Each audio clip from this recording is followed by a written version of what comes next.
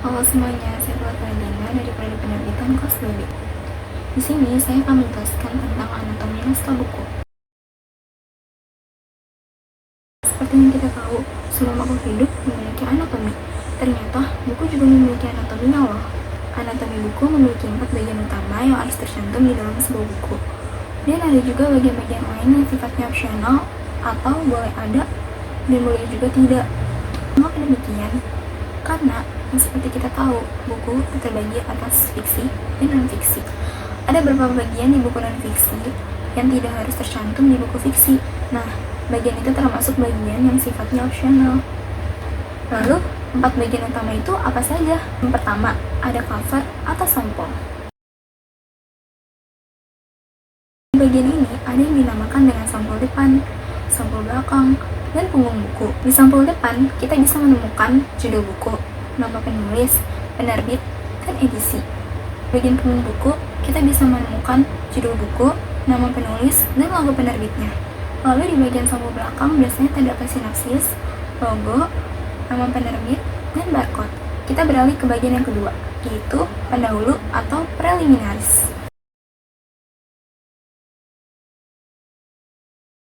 Nah, di bagian ini ada beberapa bagian yang sifatnya opsional.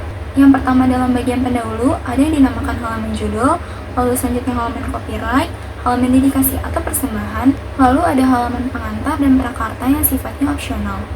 Halaman ini biasanya akan kita temukan di buku non-fiksi. Karena di buku fiksi, halaman kata pengantar dan prakarta sama-sama tidak diperlukan.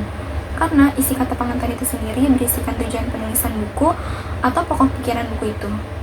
Dan kita sebagai pembaca buku non-fiksi yang pada umumnya novel tidak memerlukan penjelasan tentang itu semua.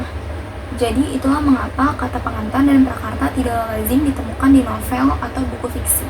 Selanjutnya ada halaman daftar isi yang sudah pasti dimiliki semua buku. Lalu ada daftar tabel, daftar gambar, dan daftar singkatan. Ketiga ini memiliki sifat yang opsional.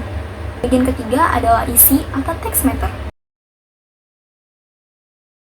Bagian ini berisikan pendahuluan, judul bab, subbab, ilustrasi, kutipan, dan penutup. Ilustrasi dan kutipan sendiri memiliki sifat yang opsional.